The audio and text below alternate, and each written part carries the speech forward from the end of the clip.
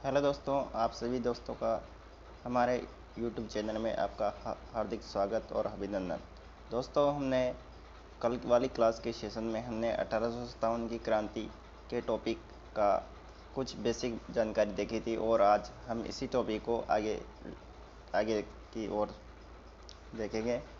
दोस्तों, यह कक्षा 9 की RBSc की बुक है, जो कि एक ऑथेंटिक बुक है और इसमें से हर कंपटीशन एग्जाम में अंतर्गत 100% प्रश्न पूछा जाता है। तो आइए दोस्तों, हम इस टॉपिक को आगे चलते हैं। इस टॉपिक का नाम है 1857 की क्रांति। दोस्तों, यह दोस्तों प्रथम अध्याय है।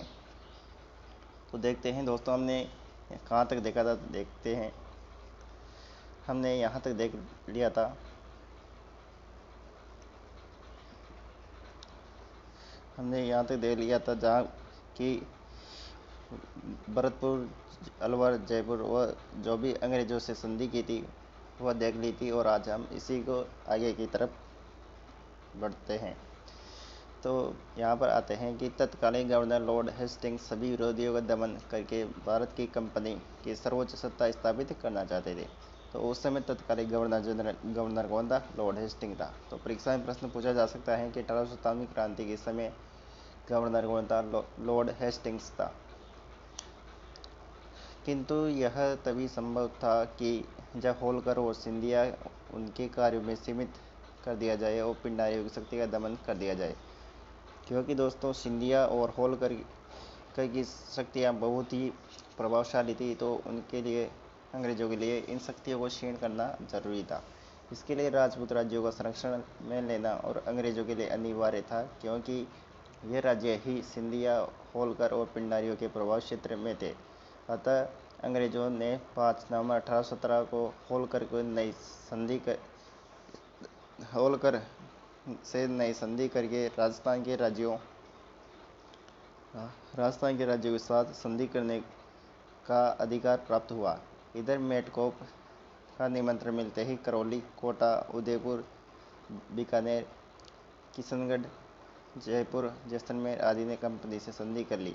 सबसे अंत में 1823 में संधि सिरोही राज्य ने की थी, सिरोही रियासत ने। तो दोस्तों, सबसे इम्पोर्टेंट प्रश्न बन जाता है कि सबसे अंत में संधि करने वाली राजस्थान की कौन सी रियासत है? तो वह सिरोही रियासत है। यह भी इम्पोर्टेंट प्रश्न है। इस प्रकार 1817 से 1823 तक के दौरान राजस्थान में यह ब्रिटिश आधिपत्य 1947 ईस्वी में स्वतंत्रता प्राप्ति तक अक्षुण्ण रहा था। तो दोस्तों, सबसे ज़्यादा संधि एक अधिकारी था जिसका नाम मेटकोप था, उसके द्वारा करवाई गई थी। दोस्तों, इसके पहले हम देख लेते हैं कि कौन कौन सी रियासतों में कौन कौन सा शासक थे। तो दोस्तों, कोटा रियासत में राम सिंह था, जोधपुर में तख्त सिंह था, भरतपुर में जसवंत सिंह था, उदयपुर में स्वरूप सिंह था, जयपुर में राम सिंह द्वितीय था, सिरोही रियासत में शिव सिंह था, धौलपुर रियासत में भगवंत सिंह था, बीकानेर रियासत में सरदार सिंह था, करौली में मदन पाल था, टोंक रियासत में नवाब वजीरुद्दौला था, बुनी में राम सिंह था, अलवर में विनय सिंह था, जैसलमेर में रणजीत सिंह, झालावाड़ में पृथ्वी सिंह, प्रतापगढ़ में दलपत सिंह, बांसवाड़ा रियासत में लक्ष्मण सिंह, डूंगरपुर रियासत में उदय सिंह जी थे। तो इस प्रकार से दोस्तों, यह रियासत काल में यहाँ के शासक हुआ करते थे। अब आगे की तरफ देखते हैं कि 19वीं सदी के आरंभ में 20 रियासतें थी। कितनी रियासतें थी दोस्तों? 20 रियासतें थी। इनमें से 17 राजपूत रियासतें, कितने 17 राजपूत, 2 जाट और 1 मुस्लिम शासक द्वारा शासित थी, जो कि टोंक हुआ करती थी। इन राज्यों के साथ की गई संधियों में कुछ सामान्य शर्तें थी, जो इस प्रकार से हैं। यहाँ पर आप देखेंगे कि कौन कौन सी संधियाँ की गई थी।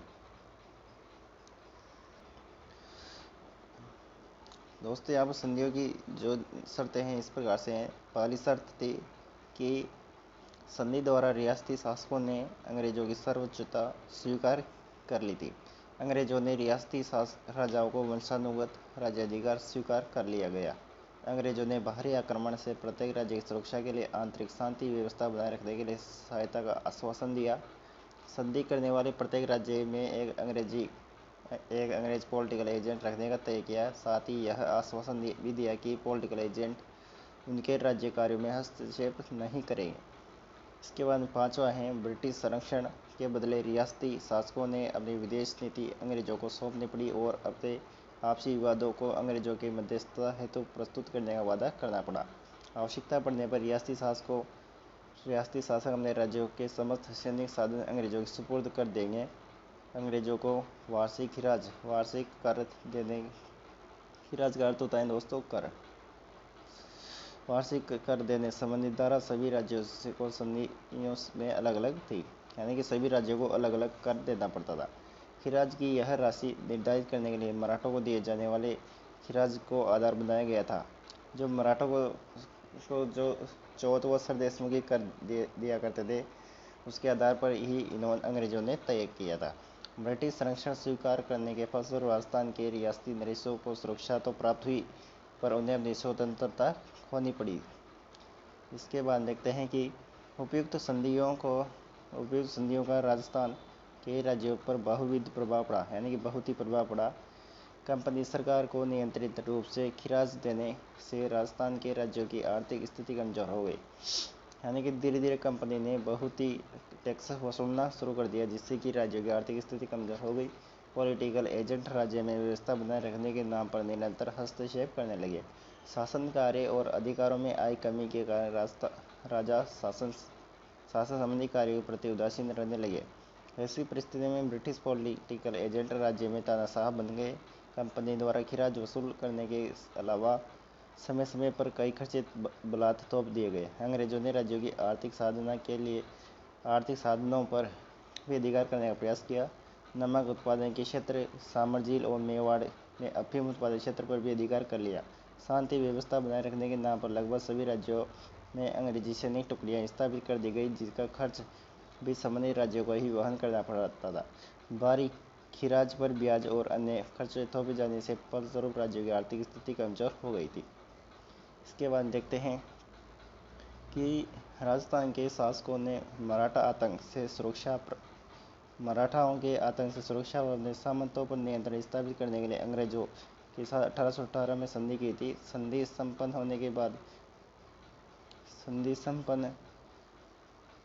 होने के बाद राजपूत शासकों ने अंग्रेजों की सहायता से सामंतों को शक्ति कुचलने का प्रयास किया। कालांतर में अंग्रेजों ने ऐसे अनेक कदम उठाए जिससे सामंतों की स्थिति कमजोर हुई, जैसे कि सामंतों की सैनिक सेवा के बदले अब उससे नकद रुपया वसूल करने का निश्चय किया गया। जागीरी सेवा में सामंतों को कई विशेषाधिकार प्राप्त थे, जैसे जागीरों के निवासी अपनी सामंत की आज्ञा के बिना किसी भी दूसरे स्थान पर नहीं बस सकते थे। सामंत व्यापारियों से राहगीर और दाना पानी आदि शुल्क वसूल करते थे और उसके बदले में व्यापारियों को सुरक्षा प्रदान करते थे। उनके इन विशेषाधिकारों को समाप्त कर दिया गया। 19वीं सदी के पूर्वार्ध तक जागीरी क्षेत्र का नेतृत्व सामंतों के पास था तथा समाज में उनकी प्रतिष्ठा भी बढ़ी चढ़ी थी, किंतु 19वीं सदी के अंत तक जागीरी क्षेत्रों में सामंतों के नेतृत्व में कमी आई। अब वे उतने प्रभावशाली नहीं रहे। अंग्रेजों ने डूंगरपुर के शासक जसवंत सिंह को गद्दी से हटाकर प्रतापगढ़ के शासक के पुत्र दलपत सिंह को वहां का शासक बना दिया, यानी कि डूंगरपुर का शासक किससे बना दिया गया? दलपत सिंह को। इससे वहां की जनता में ब्रिटिश सरकार की प्रति घृणा उत्पन्न हो गई। इसी प्रकार जब अंग्रेजों ने जयपुर की राजमाता भटियाणी के अधिकार च्युत करने का प्रयास किया तो वहां के लोगों ने क्रुद्ध होकर कप्तान बुलाकी की हत्या कर दी गई।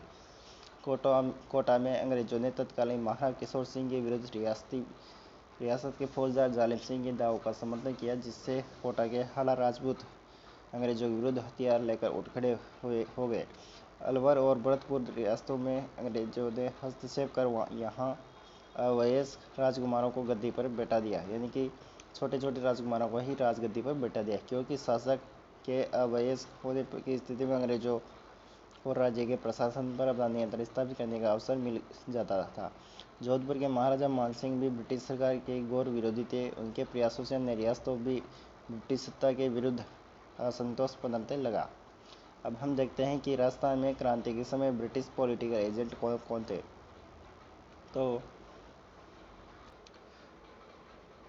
तो दोस्तों, कोटा रियासत में मेजर बटन था, जोधपुर रियासत में मैकमोहन था, भरतपुर में मॉरिसन था, जयपुर में एडन था, उदयपुर में सोवर्स था, सिरोही में जेडी हॉल था। दोस्तों, हर कंपटीशन एग्जाम के अंतर्गत पॉलिटिकल एजेंट में से 100% प्रश्न पूछा जाता है। तो दोस्तों, इसको आप अच्छे से याद कर लेना है।